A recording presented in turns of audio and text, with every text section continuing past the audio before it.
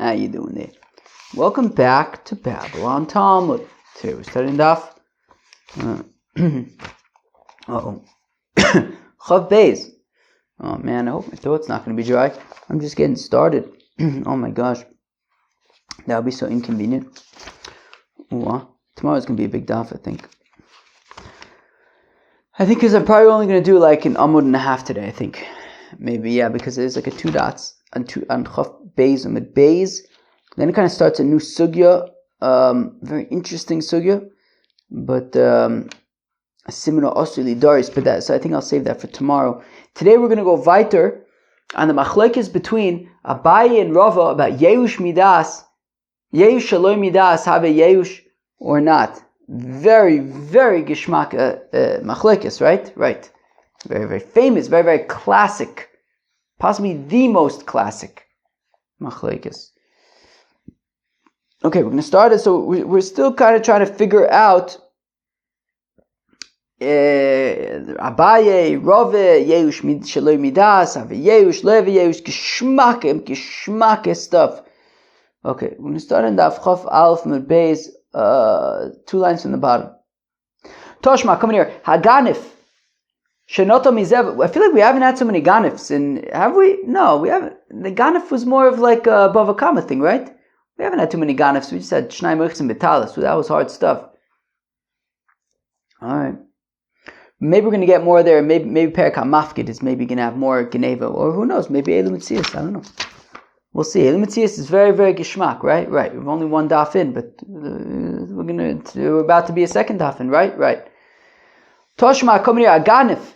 Shenoto mizeh v'nosan lo zeh. Interesting. So you have a ganif. A guy, somebody, whatever, Shimon steals from Reuven, gives it to Levi. Okay. So, okay.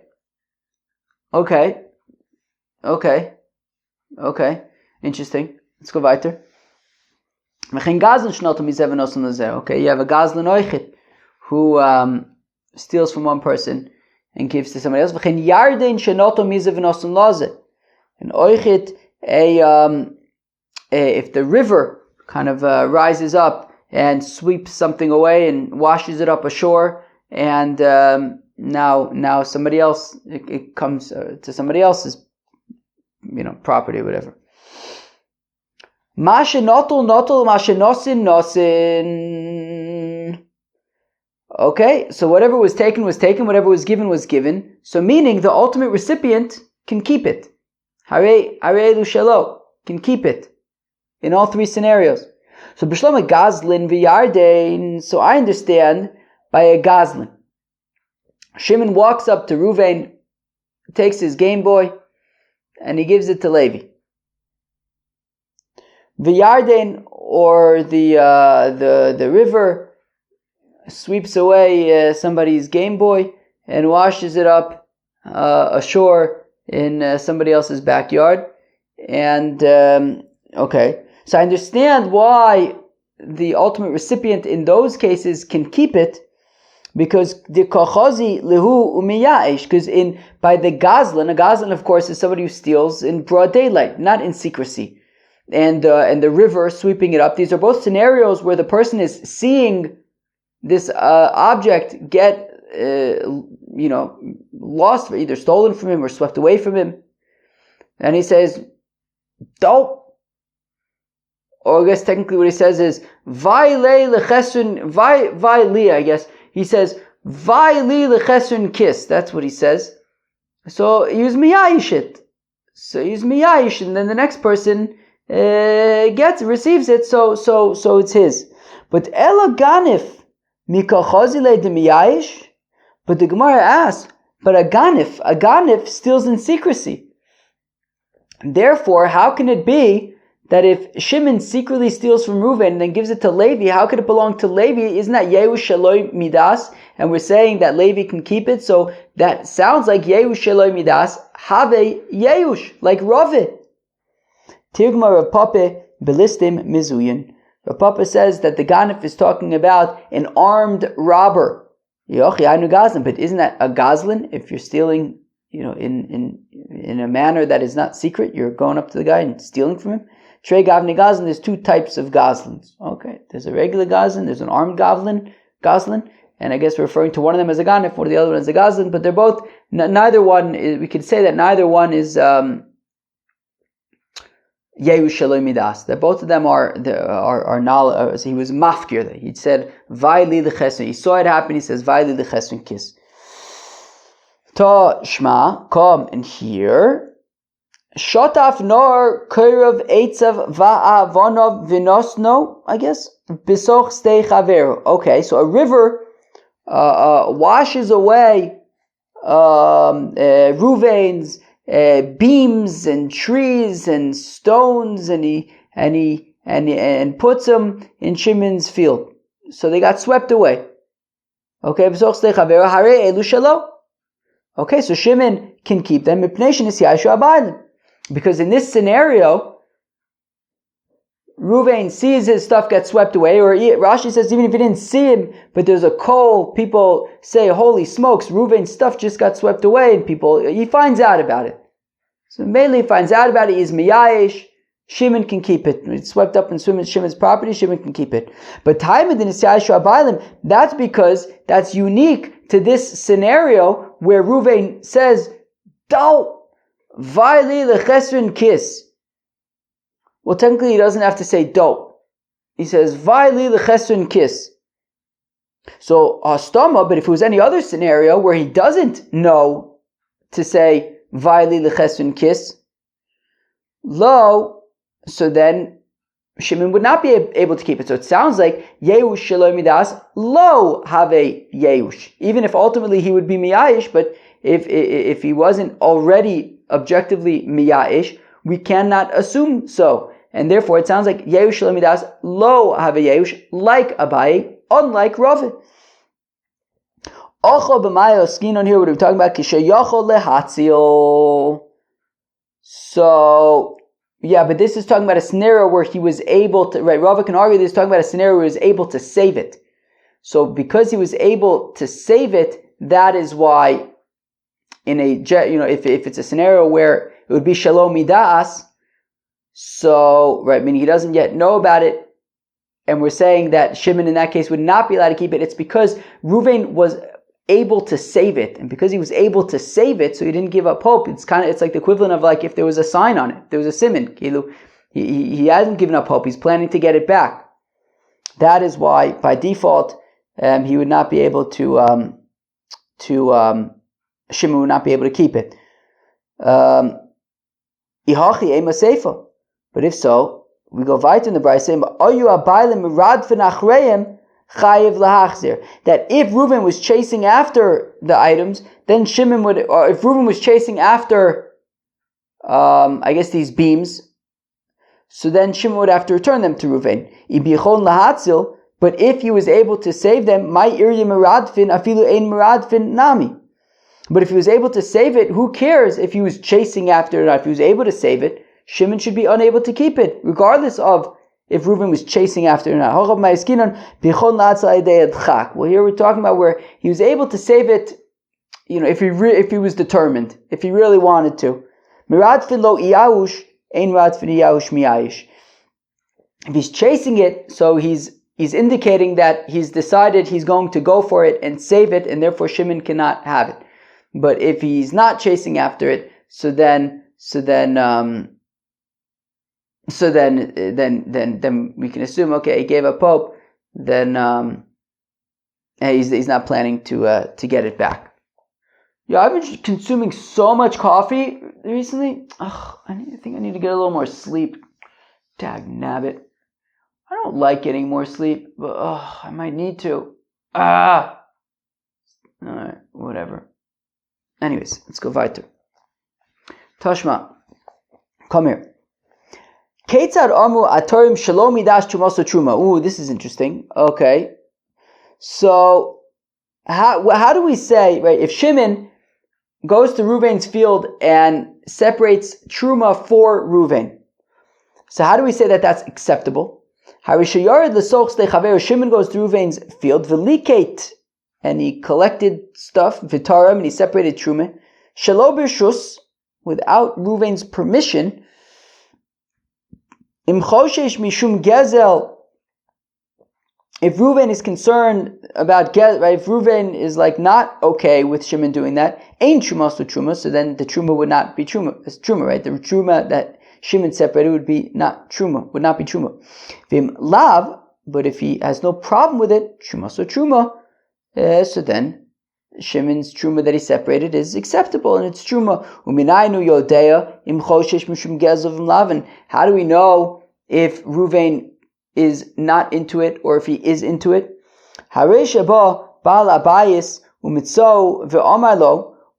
if Reuven sees that Shimon is separating truma and he says, Kalech eitzel yofis, Shimon, why don't you go to the nicest stuff?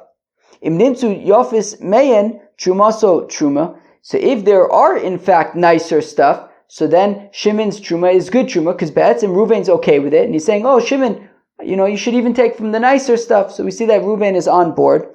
Ve'im lav ein trumaso truma. But if there are no other nicer stuff, so meaning if Reuven says, Shimon, oh, you should have taken from the nicer stuff, but there are no other nicer stuff, then the assumption is that Reuven's being sarcastic and being like, oh, why don't you just take all of my stuff? So, okay, fine, so it's not good truma. Liktu abaylim ve'osifu aleim. If Reuven then got involved and he added, right, and he contributed to the truma and added to them, benkach uvenkach trumaso truma. So then, no matter what, the truma is a good truma, because Reuven is contributing as well and indicating that he's on board and showing that he's on board. V'chinintu yofis me'en trumaso truma amai. But here's the kasha. We're saying that Shimon goes and separates Reuven's truma. Okay. And then we're saying, well, if Reuven is cool with it, so then it's acceptable. How do we know that he's cool with it? Well, he says, Kalech etzel yofis, and there are better ones. But why is that acceptable? Isn't that like a Yehu Shalom Midas, meaning like the equivalent of Yehu Shalom Midas? Meaning, what's Yehu Shalom Midas? Well, we don't know at the time that there was, right? We don't know at the time that we're allowed to take it, but later on there will be Yehush, and at that point, right, it would be ownerless. So here also, Shimon is separating truma, but he doesn't yet know that Reuven's going to be cool with it. He only knows it later on when Reuven says Kalech etzel yofos, and there are better ones. And yet we're saying that truma so truma, that is truma, as long as Reuven says Kalech etzel yofos, and there are better ones, Shimon's truma is acceptable. So it sounds like if we apply this to Yehush Shalom Midas, it sounds like Yehush Shalom Midas have a Yehush, like Ravid. Right? So v'chinimtzu yofis mei truma also truma amai. How come? Be'idna detaram, at the time that Shimon separated the truma, halo hava yodo. He didn't yet know that Reuven was going to be cool with it, and yet we're saying it's acceptable. Tirgima Rava ali b'dabai deshav yishaliach. So Rava says, so one second. So we just said it sounds like Yehush Shalom. If we apply this to Yehush, it would sound like Yehush Shalom Midas have a Yehush, which would be a kasha on Abaye, who says Yehush Shalom Midas lo have a Yehush. So now Rava comes to explain according to Abaye's by plugta. He says, well, Rava says, look, I can explain for Abaye why the scenario of Truma is unique and cannot be applied to Yehush, because the Shavyo Shaliach, that Rava says, look, I have to tell you, we got it all wrong. This isn't talking about Shimon just randomly going into Reuven's field, collecting his produce and separating Truma. No, Reuven had appointed him as a shaliach. He had appointed him as a emissary, as a messenger to separate Truma for him. This also makes sense that Shimon would have to be Reuven's messenger. Because if it enters your mind that Shimon was not Reuven's emissary, would Shimon's Truma actually work? That the pasuk says by Truma gam atem, it could have just said atem, but it says gam atem, l'rabos shluchachim, to include a shaliach when it comes to Truma. Ma'atem l'daitchem av shluchachim l'daitchem. Just like when you separate Truma, you separate it with your knowledge. So your shaliach also must be separating it with your knowledge. And therefore, if Shimon just went to Reuven's field and separated it for him, so then it wouldn't work because there's no knowledge. So there must be knowledge. And here, what are we talking about? Kigon deshavio shaliach, that Reuven makes Shimon a shaliach to separate his truma for him. V'amar le zil trom, and he says to Shimon, okay, now go and separate truma. V'lo amar le trom mehane, but Reuven did not tell Shimon which crops the truma should be separated from. V'stomi de balabayis kitarum benonis katarum, and in general, when a balabayis separates truma, he separates it from the sort of medium quality stuff, not the poor quality, but not the best of the best quality. The medium quality is what he separates from. But Shimon went v'tarum miyofis, and he separated truma from the high quality stuff. That's what we're talking about. So in that case, uva balabayis umitzov v'amle kale chetzel yofis. If Reuven now comes and says, "Wait, Shimon, there's even better stuff." Im nimtzu yofis man. If it turns out that there is in fact better stuff, truma so truma. So then Shimon's truma is good truma. V'im lav ain't truma so truma. Then his truma is not truma. So we're talking about where he was a shaliach. So therefore, we're not talking about a scenario where there was no knowledge milichatchila. Of course, there was knowledge milichatchila. Reuven had appointed Shimon as his emissary to separate truma, so there's no analogy, there's no comparison to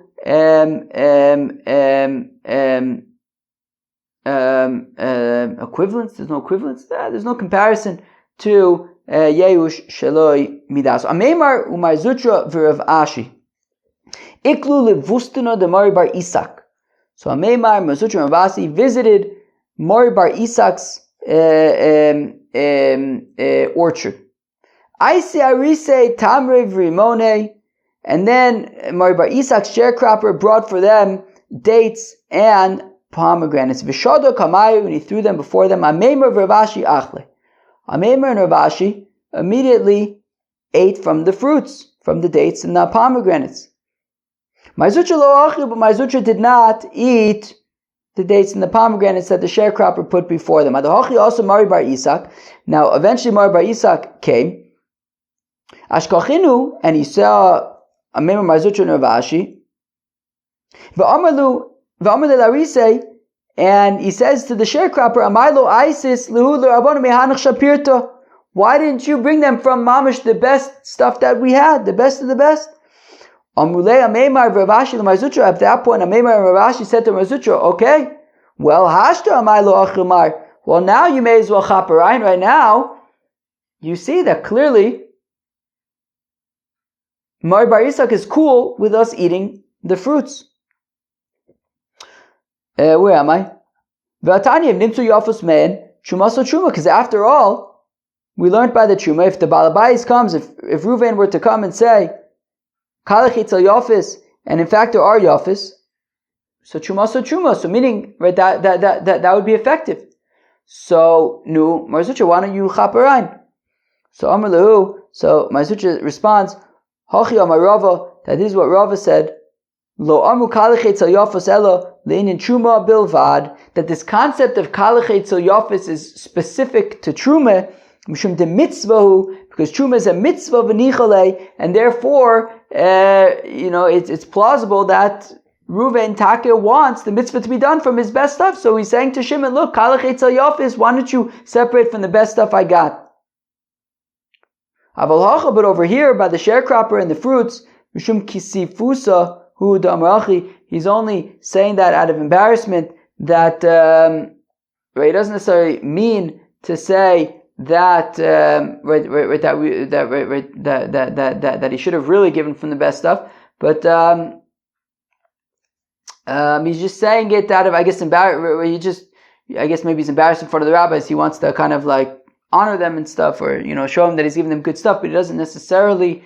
It's not necessarily an indication that he really wants to be that the sharecropper should be giving them like all this stuff. Toshma, come in here. Odeu atalalein v'somach hareze b'chiyuton nogvu af al pi she'somach einon b'chiyuton.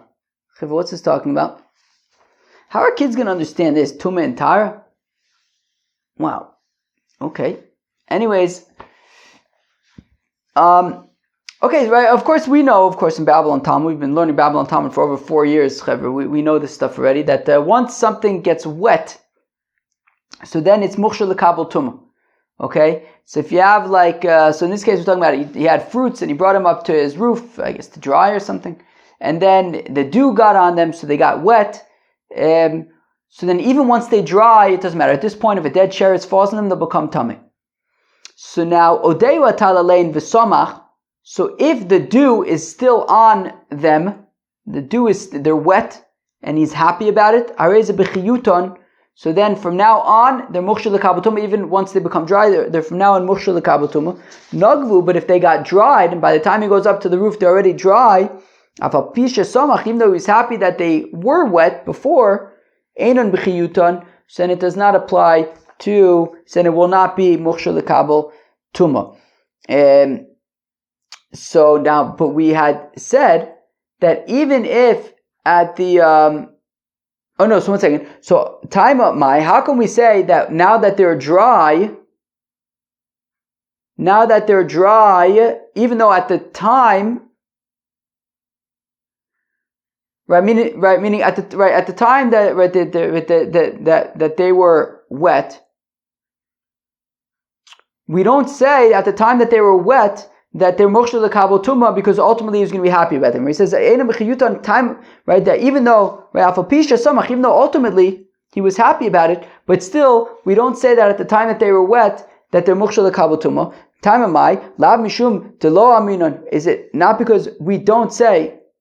So it sounds like we don't say even though it was revealed now. Nichale meikara nichale. No, where are you, letter?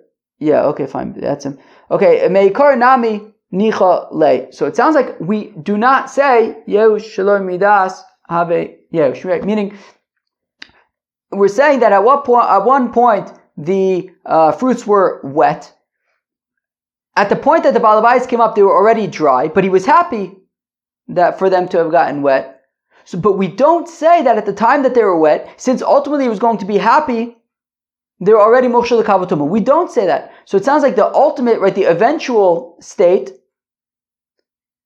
has no bearing on the earlier state, and therefore, if we were to apply that to Yehush Shalom Midas terms, the fact that he's eventually miyayish has no bearing on the previous state to say that Yehush Shalom Midas have a Yehush. Therefore, it sounds like Yehush Shalom Midas lo have a Yehush, like Abaye, unlike Rave. So we say, no, don't bring kashas from Tuma. Shainios, it's different though in Tichsiv ki Yitain, right? Even though we read it ki yutan, we read it ki yitain, ache yitain, until he places it, till he places the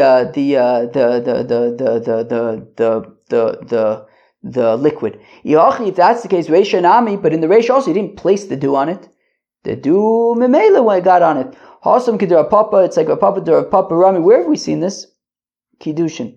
When Papa asks, Siv ki yitain karinon ki yutan, it's written without a vav. So we read it, it's written ki yitain ki ilu, but we read it ki yutan. How do we rectify this? But inon ki yutan dumya diki yitain. That we need ki yutan that's similar to ki yitain, ma ki yitain the das af ki yutan nam the das. Just like when he places it, he would place it with his intention. So oichit ki yutan, oichit needs to be ladas with his intention, and therefore, so long as the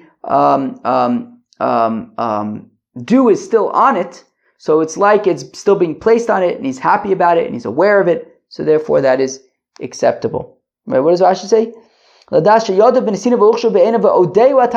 long as the dew is still on it, so it is still being placed on it, and it's with his knowledge, and therefore that is why it's mukhshel lekabel tumah. But again, this has no bearing on whether we could draw a conclusion legabe Yehush Shalom Midas, because this is unique gzeres hakasuv ki yitain ki yutan. Fine. Toshma kamen yadamar b'yechnet such b'yechnet mishum. So it says Rabbi Shmuel ben Yotzadik, but there's a girsa change to Rabbi Shimon ben Yotzadik, which I think makes sense. I think that's a person, Rabbi Shimon ben Yotzadik. So let's say that. Tashma damar b'yechnet mishum Rabbi Shimon ben Yotzadik minayin la'aveda sheshot fenohar shehi muteres. So how do we know that a lost object that was washed up by a river that is permitted? Right, a fellow is walking, is rolling in the rushes down by the riverside, and he sees Epis. He sees a Game Boy washed up by the currents. And so how do we know that he can keep it? It's his. So the Pasuk says, V'chein tai, it says in the context of Ashavas Aveda, V'chein taisa lachamoro, do for his donkey, V'chein taisa l'simloso, in his garment, V'chein taisa l'chol aveda sachicha, for anything that gets lost, Asher tovad mimenu, that's dafka lost from him, umitzasa, and it's found. Mishavuda heimenu umitzuya etzel kol adam, that when you have to do Ashavas Aveda, when something gets lost from the person, but is available to everything else, right? Something falls out of his knapsack or something like that. So it's lost from him, but it's anybody else could take it, right? It's available to everybody else. Just this person lost it. Yatzasa zo, to the exclusion of a river sweeping it up, sweeping it away. Shavudim imenu ve'enu mitzuya etzel kol adam. It's lost from him and it's not available to anybody. It's swept away. The isura dumi datera, and we compare the isur, right, meaning when you have to, when it doesn't belong to you and you have to return it, to hetera, to when it's mutter, when it gets swept away, and we say if it then gets washed up, you can keep it. Ma'atera bein de izbasim and uvein de leizbasim in shara. So just like when it comes to something that gets swept away by the sea, whether there's a simon or not is now irrelevant, because regardless, you have no hope of ever seeing it again. It got swept away by the sea. So isura, so oichit, when it comes to the isura, when something falls on the floor, so bein de isba simin uvein de leizba simin, regardless of if there is a simin or even if there is no simin. Now remember, as we said yesterday, the machloka is between Rav and Abaye by Yehu Shalom Midas is when there's no simin. Asura, it is forbidden. So it sounds like Yehu Shalom Midas, lo aveyeush tiyuvta dirove tiyuvta, and with that, Rava is defeated. V'hilchasa kavose the Abaye biyal kigam, and the halacha is like Abaye bayal kigam, and the yud of ya'al kigam stands for Yeush Shalom Midas. Ya'al Kigam stands, right, is a Rashi Tevis with 6 letters in it. We so far at Babylon Talmud have encountered 4 of them. 4 of the 6. The remaining 2 are in Masechta Sanhedrin, which after BavaMetzia we learn Bava Basra and then Masechta Sanhedrin. Soon enough we will have learned all, probably about another year or so, we will have learned all 6 of the Yal Kigams. The first 3 come from Eruvin, Gittin, Kiddushin. Now here we've just learned the 4th one, Yehu Shalom Midas, in BavaMetzia, and there are 2 more in Masechta Sanhedrin. Okay. Amle Rav Acha B'Derove says Rav Acha B'Derove L'Rav Ashi V'chim Yachad Di Itosiv Rave. So now that we said the halacha is unlike Rave, so we hold like Abaye that Yehush Shalom Midas lo yave Yehush. So anitamre dezika, so wind blown dates that have been blown off the tree. How can we eat them? Wouldn't that be considered Yehush Shalom Midas? It should not be Yehush. How can we eat them? Omar lei. So Rashi responds, came in the Ika Shkotzim were Muslim to Ka'achle Umeikara Yehusha Miyash. It's like we saw at the end of the daf yesterday, that well, since the little bugs are going to come and infestate them or something, they're going to get all buggy. So milichatchila already, the owner knows, like, okay, anything that falls, like, forget about it. Like, honestly, would you eat, if you were like walking near a palm tree, a date palm, and like you just saw like dates on the ground, would you eat that? I'm pretty sure I would be like, yo, there's for sure bugs in there. You want to pick the thing off the tree yourself, you know, you don't want to like pick it up off the ground, I think, right? So therefore, you know, milichatchila already, whoever owns the tree and the dates is like, all right, whatever falls. Yasme, deleka b'nei mechila ninu my. Yeah, but what about the fact that, who knows, maybe the orchard is owned by orphans and they are ketanim, they're unable to be mochel. So how can you just take them? Amle baiged ba'ara Diyasmi lo machzikin. We don't assume that the whole valley is owned by orphans, and therefore it's not something that it's not a possibility that we need to take into account. That I guess the chances are not that these dates that fell on the floor belong to orphans. Muchzak v'omid mai. But what if you know that they belong to orphans? Karch samai. Or what if it was like surrounded by walls and stuff. So I think the point is that Rashi says that little bugs aren't going to get into there. So Rashi says, well, in that case, if there's reason to assume that they were not hefker, then they're also. Friends, we're going to stop here. Because we start a new sugya after this, and I think I'll just do the new sugya because it kind of goes into tomorrow's daf. So I think I'll just do it all together. But today we wrapped up the sugya of Yehu Shaloi Midas. At least for now, I don't know if it comes up again, but for now we wrapped up this machlokas Yehu Shaloi Midas. Machlokas in Abaye and Rava. Abaye says Yehu Shaloi Midas lo have Yehush. Rava says Yehu Shaloi Midas have Yehush. We say Alocha ke Abaye beyal kegam. The yud being Yehu Shaloi Midas. We pass him like Abaye that Yehu Shaloi Midas lo have Yehush. Peace out.